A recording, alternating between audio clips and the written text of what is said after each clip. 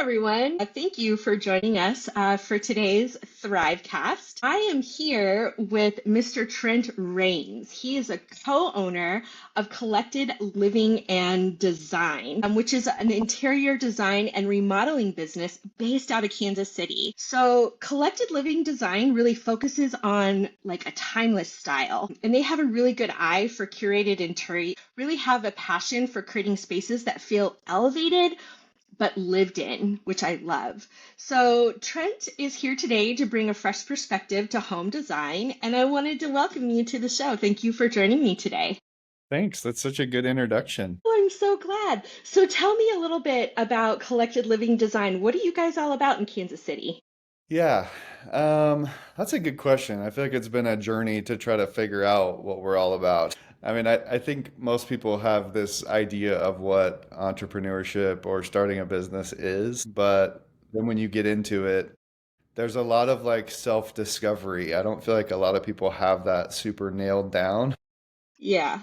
And so we joined a coaching program a couple of years ago, and it's all just about like mission, vision, purpose, and what's your, goals and dreams and where do you want to be? And so yeah, I think it's been a evolving, ever evolving thing of what we are and what we do. But I think at the end of the day, we want to be relational and we want to create spaces that memories get made in. And Yeah. that are timeless and age well and feel like they fit in the house and it's not some super modern thing in a old craftsman or whatever, but just kind of bringing things back to beautiful roots. Because the reality is like 100 years ago, the stuff they built, a lot of it was gorgeous and really Yeah. cool. And we've kind of gone away from that. So just kind of bringing back that traditional style and look and giving people function because we spend so much time in our houses. Yeah. And I'm sure you have this too, like the memories of Christmas or of birthdays. It's all like you're in your house, right? Yeah. It's like it's not just a house, it's a home, which is like a cheesy phrase, but there's some truth to it because like you feel like connected to this place. And so we just want to make that for people. I love that. So you are a co-owner, right? You have two other Yeah. partners Yeah. in this. What was when you guys decided to do this? What was kind of your aha moment that said, "Yeah, we're going to take the leap and we're going to go solo and we're going to do this on our own." Yeah. So Lori Champ is one of the co-owners. She's kind of our head of design. And she had been like out on her own doing design work, but it was just design. There was no construction piece. And so she was working on these projects and kitchens and houses, and it would be these big, expensive projects. And she had just such a small that pie. And then also like a small like ability to control the outcome, really. Right. And so she started to see all those friction points. And then COVID hit and everybody has their COVID experience, right? But Yep. I'm actually an engineer by training, and I was working at a company and they held a like an all staff meeting and they were like, "Hey guys, a lot of uncertainty. We're gonna stop paying you for now. We need you to keep working, but we can't pay you." And I was like, "I'd have been born in the morning, but I wasn't born this morning." Yeah. Anyway, at that point, I was like, I'd always toyed with the idea of like working for myself, but I like the security of getting a paycheck, right? And then all of a sudden, it was like, maybe that's not real. Maybe that security is more of an illusion. Just kidding. No paycheck needed. Yeah. So Lori and I were friends. Our families are friends. I knew she was doing this. I had been like flipping houses and stuff on my own. And so we ended up having a conversation, and she was like, "I could get you so much work if you just want to like join together." And so that's kind of how it all started. And it's kind of taken off from there. That's amazing. So, how did you guys get your first few clients and what did you learn from that process? So, because she was already kind of established, so I'm assuming they were kind of grandfathered in. Yeah. So she had several people already that like she had maybe gotten some light fixtures for them or done paint colors, right? Or like she knew they had a project and they had come to her like, "Hey, we want to do our kitchen. Do you do that?" And she was like, like not really, you know. And Hmm. so like week one was just calling those people and saying like, "Hey, we do that now. You guys want to go?" And Yeah. so we went from like not in business to 6 months booked out in like the first 2 weeks. Wow. Okay. Well, that is no messing around. Yeah, Clearly, there Lori was is a a good demand. salesperson, so she'll hear this and be happy to hear that. But she's a great salesperson. Yeah, that's really good. I mean, this is a relationship business, and I think you and I had that conversation prior to recording the podcast about making sure that those relationships are really solidified in everything that you do. So, how have you guys been able to scale your business? Has it really been just about relationships? Or are you guys doing marketing or Yeah. sales? What else are you guys doing to help grow that business? Yeah, I feel like all of these things with like your mission and vision and your scaling and growth, they're all like learning processes. And you Yeah. try different things and you feel like, oh, maybe this is the answer or this is working really well, but then it stops working. And so just trying to constantly evaluate all of those things. But I would say for the first couple of years, it was purely word of mouth. And then maybe a year or a year and a half ago, like the economy just started to slow down. And we Mm-hmm. were like, oh, like the election was coming up and people just started to kind of get a little bit more reserved, like, oh, maybe we'll just wait. And for a company our size, we had a couple of projects that we felt like were pretty good opportunities, that we felt like were in our sweet spot, and they just said like, we're actually just gonna wait. And so it was like, that Ouch. hurts. Yeah, Yeah. Yeah. we definitely feel that all the way down. So, yeah, so we started playing with different marketing strategies. We've done social media campaigns, we've done Google ads. We had our salesperson join like a country club to try to like network. Yeah. That's a good idea. Yeah, we're involved in the Chamber of Commerce. We go to like events. There's a big kind of organization in Kansas City called Design KC. They run a magazine. And so we attend a lot of those events just to like meet people and grow our network. So Network. we tried a few different ways.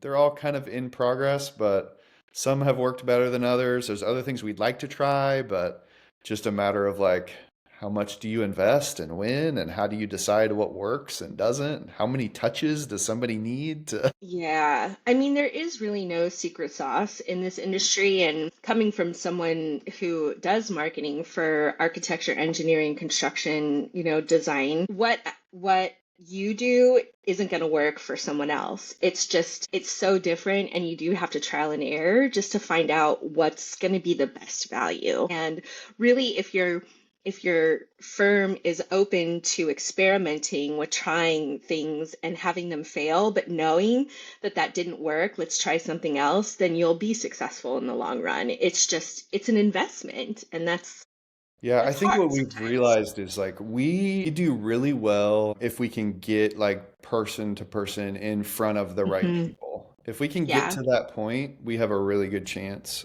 of closing. But one, it's finding the right people. right, And two, like getting them to say, like, sure, come over to my house. right, Um, right. so that's not the easiest jump, but the right people piece is super important and not as easy as everyone who does SEO would make you believe. Totally. It's totally true. I couldn't agree with you more.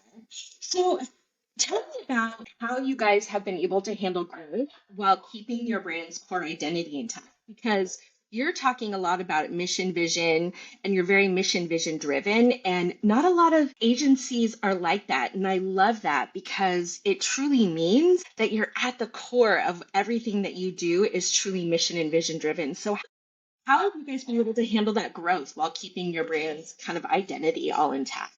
Man, it's been a roller coaster Has of it? like hitting that mark and like overshooting and then falling off below and trying to grow and maintain certain revenue goals while also like not compromising on ideal projects and ideal clients. it is super difficult and takes like constant vigilance It to stay does. on top of. Yeah. And so like we have our owners meeting every Monday and I feel like we talk about it every week. I mean, I just got off a call before I got in here like, hey, there's this opportunity and they're not sure they want to spend what we think it's going to cost. Like, do we compromise our quality to try to like hit their budget? Because they seem really nice and we want to help, you know? Yeah. But it's, yeah, it's just constant like vigilance. And I think the biggest thing we've realized is like when we operate in a scarcity mindset, we're going to make bad decisions. Yeah. Yeah. So yeah, we just can't trust that gut that says like get everything you can while you can because we'll end up with less than ideal projects, less than ideal clients, and then all of it flows from there, right? We're not as profitable as we want Totally. to be. We can't pay people, we can't treat people how we want to. So it's all bad, but it feels good. That making the sale feels good. So It does. I mean, you have to get through the rough patches in order to see, the smooth, calmer waters, mm, but the waters are always unpredictable. So you really have to be able to, like, swim without a life jacket yeah. if you can, and then hop in the lifeboat when you need to do that, right? Yeah, I would So, have never guessed like how difficult it would be to know the right questions to ask. It's not like a matter of being able to learn or research. It's like being able to know what you need to even be looking at. It's really difficult. And you feel like you made it, and then you go like, "Oh no, turns out that was just like this just kidding. local maximum." Like once you get there, you're like, yep, turns out that was a much harder question to answer just beyond that hill. That's so true. How So, speaking of that client that you were just talking about earlier, how do you balance like customization for clients while keeping your process like efficient and scalable? Because you don't want to sacrifice your quality because that's your brand and that's your name. So how do you guys balance that? Where's there a happy medium there? Yeah, it's not easy for sure. I feel like a broken record saying like, yeah, that's super hard, but it But it's all true. is, yeah, Being a business owner is not easy, and anybody who uh, thinks it is, it's not for the faint of heart. Like, it yeah, is grit and it is grind, and it takes, some strategic thinking in order to make it work. yeah. So, Well, you know, we've kind of switched to a new model in the past couple of months, and there's a podcast called The Modern Craftsman, and they push this big idea, which is basically like stop hard bidding and competing and start doing pre-construction planning agreements. And so the goal of that is like you say you want $100,000 kitchen, $150,000 kitchen. That's fine, and that may be totally doable, but it 100% depends on what you want. And so if you tell me you want quartzite counters and solid brass fixtures and you have this gigantic kitchen and you want all pullouts and you want to move the wall, like it may be more than that. yeah, Or it may not be, but we won't really know. And so I feel like it's honestly a disservice to customers that we've gotten into this like, well, get three bids and make them hash it out because the incentive structure is all wrong. And it hmm incentivizes people to give the impression of quality while providing the cheapest thing they can to get their price down and win the work. yeah, So we're starting to push people in that direction where it's like, pay us the design fee, which is part of the project anyway, but like, let's pull that out ahead of the project and actually make these decisions so that when we give you a price, it's based off of what you actually want, not a 30-minute conversation in your kitchen where you go like, "Oh yeah, that'd be nice." yeah, Because the bids are not going to be equivalent. And we've lost work in the past where they say like, "Yeah, we just went with somebody more affordable." And it's like, "Well, okay. We could have been more affordable if you didn't want the things you said you wanted, but we right. try to honor that and then we lose."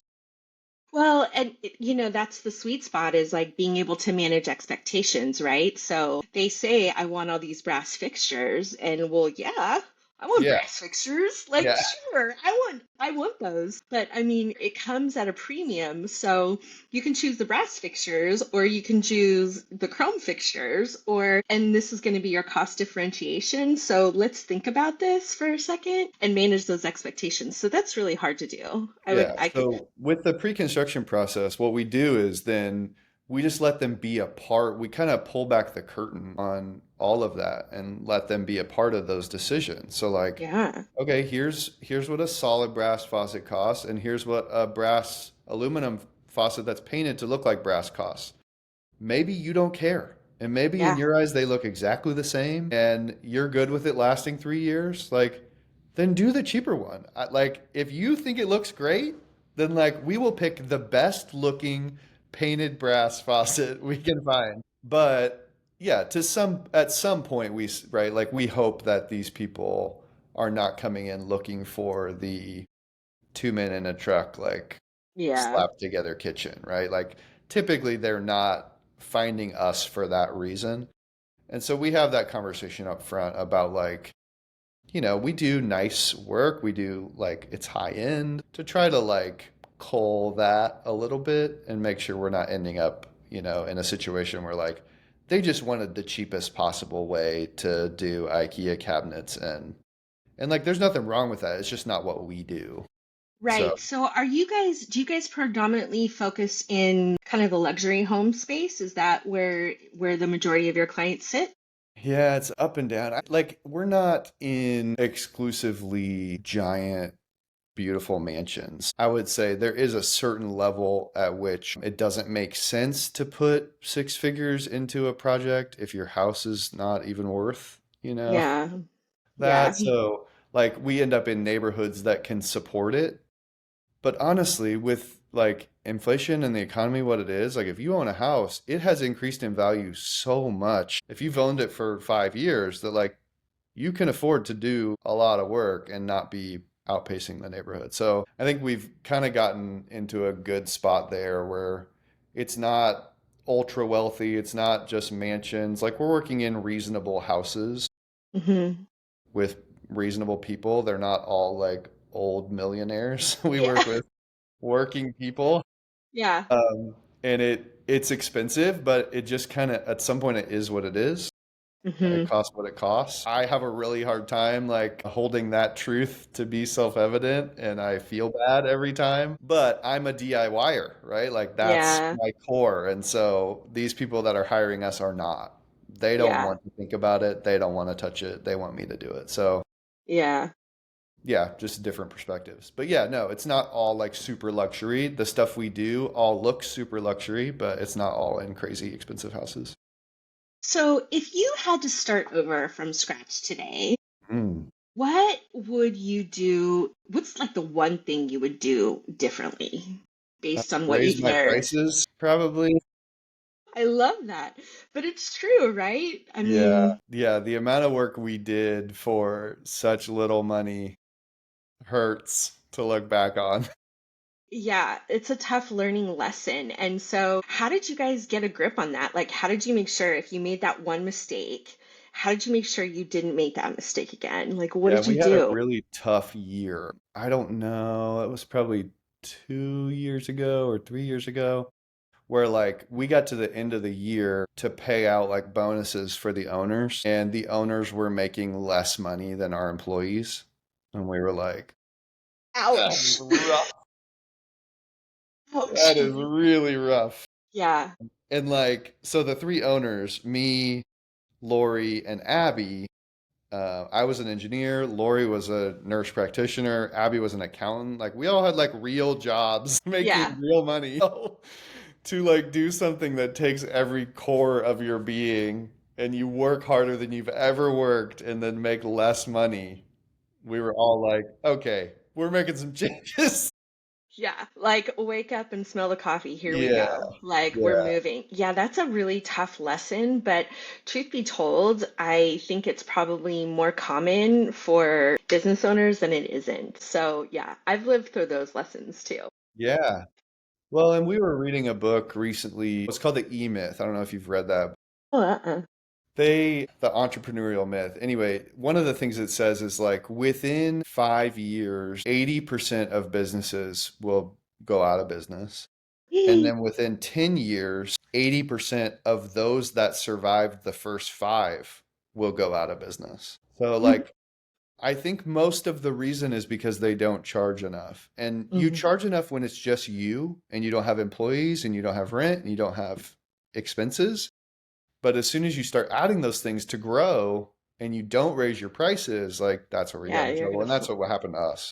Yeah, yeah, yeah, that makes total sense. So how do you ensure that each project feels uniquely like collective living design while still being tailored to individual clients? Because your design is you guys really focus on traditional and timeless design, right? So how do you ensure each project really feels like your brand Yeah. without, you know, Like I'll give a ton of credit to Lori and our designer on staff, Anna. I think the secret to that sauce is that they love design. mm, And so like they love to come up with the unique things, right? So yeah, that like pours out and comes out in their work. But then it's also like a really delicate dance of like getting out of people what they like. Like, okay, yeah. we always have people like start a Pinterest board and just start pinning images you like. And sometimes we'll get those and we're looking at the images going like, these have nothing in common. Like there is zero common thread here. You're like, I like that. I like that. I like that. And so, like, yeah, trying to like tease out of that, like, what do you like about this thing is a skill. And that's not like what I think people typically think of as like interior designer skill, but a lot of it comes down to like what they're going to be happy with is the ability to pull out of them, like, what piece of that thing draws their eye. Yeah. And so, when you work with different people and you have people that love design, like, Lori and Anna don't want to do the same thing twice. That's boring. They want to Yeah. do the new, cool, cute thing they found or idea they had. Yeah. So I think it ends up, yeah, being an outpouring of their passion for design. So if you could steal like one business strategy from another industry, what do you think that would be and why? You know, I had this thought the other day. I don't know if you know that this is happening, but in a lot of the trades focused businesses like plumbing, HVAC, a lot of these like more blue collar trade companies, they're getting bought up by private equity like everywhere. Wow, I did not know that. Yeah, it's like a huge, massive trend. These giant venture capital firms are buying Bob Hamilton Plumbing or whatever the giant plumbing company is in your city. I guarantee is owned by private equity. And then they just like 10x their marketing budget and they jack their prices up by 300%. And so a lot of people that like no, I like trust these people. I've worked with them for a long time. Like all of a sudden they get bought out and it's over. Wow. But Yeah.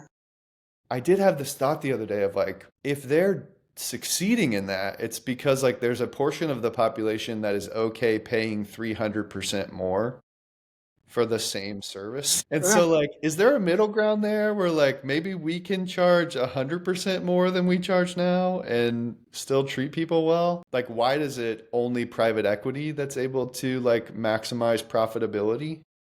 Because they can afford to lose if it doesn't work, Yeah, maybe. right? Yeah. I They just have mean, bigger budgets. They can get 10 times the amount of leads coming in and just take the 10% that are most profitable. But I think there's this temptation in when you're small to like, we talked about it earlier, like I got to take advantage of every single opportunity and try to make the most of every dollar. But yeah, I would love to be have some abundance and be able yeah. to like buy nice things for my employees and give them raises and bonuses. At the end of the day, like making an extra $10,000 is not going to change my way of life, but like Hmm. giving bonuses to my employees, like that makes a huge difference. I would much rather do that. So I think that's the thing that like my goals are more focused on like having the abundance to invest and take care of people and be able to have the freedom to go above and beyond on service and be able to afford that, right? And not like let that Yeah. drive me out of business. Yeah, that's really important. So, because you're on the construction side of things, but I'm sure you still have some creativity that's a part of building out. But how do you stay inspired and avoid that creative burnout or just that burnout in general? That's a good question. One of the things, and actually this was Lori's idea, we came kind of off of Christmas and she was like, hey, I'm gonna go to this like design conference in Nashville. And I think like each of us, the three owners, should go find a thing that we Mm. want to go do. That's just like personal development Yeah. stuff. And I think I had like this was my hobby before it was my job. So I do like it, right? Hmm. On its face. I like the work in the industry. So like I when I doom scroll, it's like on construction related. My wife is like, "Why are you watching someone pour concrete?" I'm like, "This is really interesting." I mean, whatever floats your boat, right? But yeah, I like the new stuff. I like following the new things, but honestly, I think more than the construction piece now is just like I've gotten excited about entrepreneurship and running a business Yeah. and trying to learn and grow in the ways that the business needs me to learn and grow to try to be successful. And again, it goes back to like so that we can create this great place to work, that people love their jobs and all that stuff. So, yeah, that's really been more of my focus. So have you found like that? Have you found like a conference or, I a I'm the last retreat one. or So Lori went to Nashville. Abby's going up to Seattle next month for a week, and I am the last one that hasn't found a thing. So I have a tendency to not take vacations and not do things for myself. So I will. I actually just yesterday marked out a week on the calendar. I don't know what I'm gonna do yet, but I at least blocked like the time. blocked? Yeah, Well, I mean, small steps, right? yeah, Take small that's steps. right. I think there's a really big construction, architecture, engineering, construction conference going on in Vegas in Yeah. a week or two. I know a lot of people that are Hmm. going. I mean, any reason to go to Vegas is probably a good reason, but Yeah, maybe. yeah, could be a fun one. Yeah, could be. I kind of looked at some of those shows, like big like industry trade shows and stuff. Yeah. I- At the end of the day, like we're not building new houses. We do remodel, and a lot of the technology goes into like new builds. Mm, So like I'm usually a few years behind like whatever the most cutting edge thing is yeah. anyway. So yeah, there's a lot of that that like wouldn't be helpful. Like, would I enjoy going and walking around? Maybe. It would be good to like meet people, hear different speakers and stuff. But honestly, the my kind of latest idea is to get, this is so nerdy, but to go to like tax savings seminar.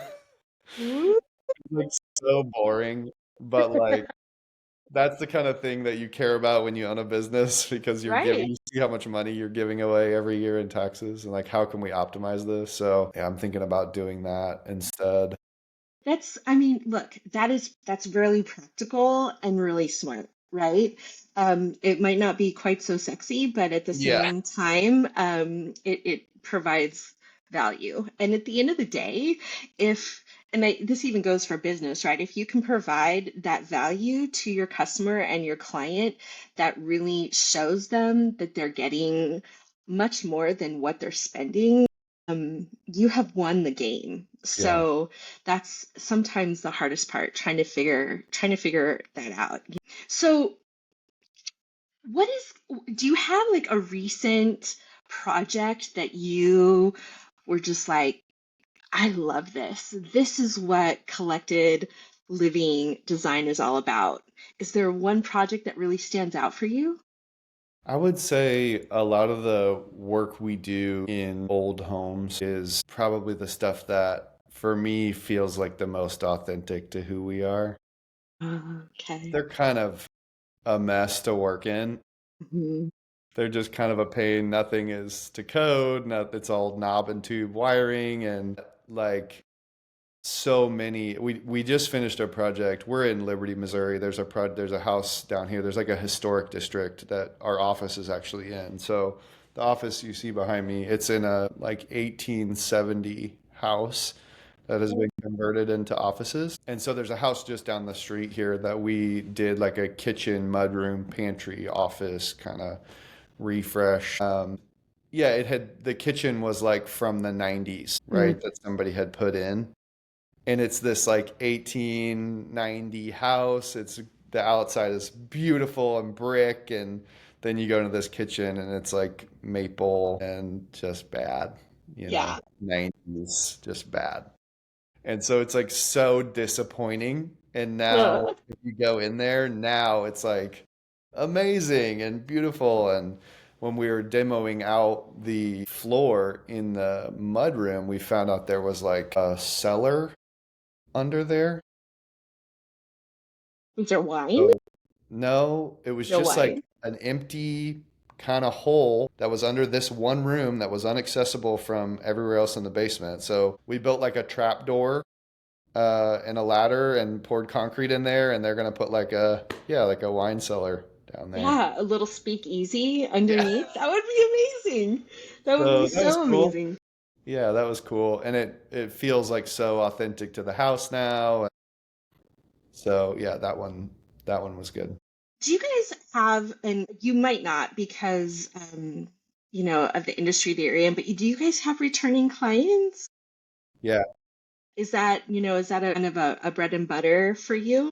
Yeah, we've had several that like we'll do the kitchen and then they want to finish their basement, right? Or Okay. we'll do the master bathroom and then when the kitchen comes around, they're like, "Hey, we had a great experience," and so we'll go do that. I would say it's definitely not the majority of our business, just because most people can't like afford to do six figure projects every few years. Totally. But yeah, it's more referral like in their network than it is like actually using them again. But yeah, we've had a few, and that's been great. Yeah, we love that. We also Yeah, love that we know what kind of clients they're going to be. exactly. Again, managing expectations, right? Yeah, So I guess that goes on two fronts, from the client and yeah. from the contractor. Yeah, it's interesting. I actually had this. We've had some really fantastic clients, and we've had some that were like Horrific. less than fantastic. Yeah. And I think we all have those, by the way. yeah, yeah. And so, yeah, like obviously we have reviews online and like everything you buy now, you can see reviews. But I was Of like, man, I course. wish there was like a service I could pay for where like people could review what kind of customer you are so that I could go see Fair warning, before. like stay Yeah. away, stay away. We've given the consumer a lot of power to do that, right? And we've even had situations where like, well, we're going to act this way because we don't want to get a bad review. Yeah. Right? And that means a lot to us. And so, but that doesn't exist the other way around. So No, but that reverse psychology would be fascinating. I know. You know what? That would be my doom scrolling. Like Yeah. that's what I would do is go through Well, and it look would, at all yeah, that. it's like the same way if you were ever like a waiter or a waitress. And Yeah. now, like, you're going to tip because, like, you know what it's like to be on the other side. It would be that same thing. Like, would people second guess the way they treat Yeah. people? I'm sure they would. I'm sure they Yeah. would. That would be amazing. Maybe one day that'll happen.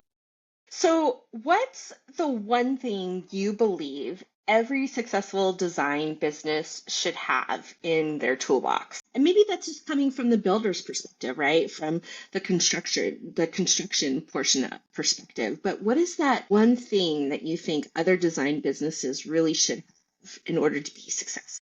I would say, and this like really pains me to say because it is the total opposite of my personality, but a clear process, a clear and documented process. I am such a fly by the seat of my pants, like figure it out on the fly type of person. But our user experience, consumer experience has gotten so much better since we've gotten clear on our process.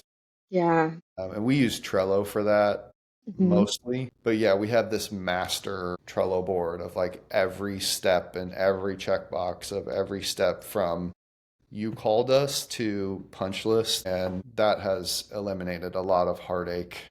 Yeah, it takes Not out some of all that heartache. guesswork. Yeah. Yeah, Good. not all heartache, but definitely a lot. And it's like it's going to affect your timeline, it's going to affect your profitability, it's going to affect the user experience. So that's probably the biggest thing that like has the biggest kind of overarching impact. So, what do you think is your most unique differentiator in the market? Why do people choose you versus your competition? What Yeah. makes you guys so special? So our coach made us do this thing called wish list interviews, where you basically identify your 10 top 10 favorite best fit clients and you go ask them that question. Like, why did you choose us? Yeah. And the number one reason was like, we met you guys and we just really liked you and felt like we clicked, right? So Yeah. that feels really good to hear. Mhm. It's also not like it's this one thing that we do, right? But we've like tried to keep that top of mind of like, okay, we're relational, relationship first. That's gonna be what makes us successful or not, is like, how do we treat people? Yeah. So it's not like some, well, you can't get it cheaper anywhere else, or, you're never gonna get X, Y, or Z. It's just like, do you want to enjoy the process or do you want to hate? The process you choose. Yeah, do you Yeah. want to hate it? We're in your face, in your space, all over your stuff, and it's a stressful experience. And Yeah. so, we, Authenticity goes a long way, yeah, and sometimes that is the magic bullet, is truly just being authentic. And like you had said, with these blue collar companies that are being bought up, some of that authenticity that these blue collar small mom and pop shops used to have goes away when you buy or bought out by this big company. And I know, especially in this day and age, because there's so much noise in the market, sometimes authenticity is what truly makes you special. And if you can connect with somebody on that personal level, I just think it's going to make, not only are you going to make a great customer and a great customer experience, but you're probably going to become friends at the end of yeah, it, yeah. and make the relationship go further. And I think that's really important, especially in this industry, Yeah, I think like even the other day we were doing an electrical walkthrough with a client, and it was a master bath closet, and we're like, it's kind of dark in the closet. Like, do you want to add some can lights in here? She's like, well, I don't like, is that going to be a big deal? And I'm like, no, it's fine. I'll just pop them in. Like, I'm not even going to do a change order. It's Yeah. fine. And she was like they had built that house. And so she's like, everything was just such a ordeal every time we wanted to change something, or like there was no flexibility. So like that's such a relief to hear.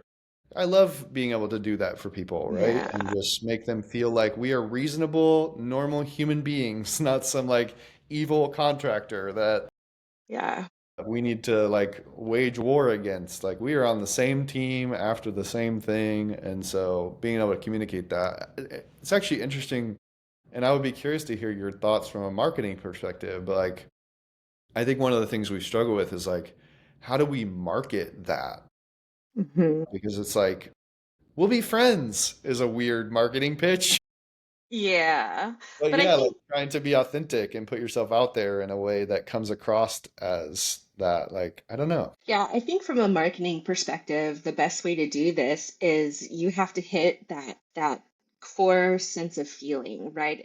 You have to feel something. And when you're able to feel something, you're already bought into whatever service, whatever brand, whatever tchotchke you're looking at. And I mean, a good example is, so Nike has done a really good job, especially over this last year, in really promoting women's sports and women's individuality, and really putting together these very well thought out commercials that really represent women in the sporting industry. And it has really resonated. And as a result, they have increased their revenue share tenfold, just because they are tapping into the emotions of those that are watching. And when you Yeah. can tell those personal stories and those personal antics, it's what's going to connect your customer to your brand, and you've sold them.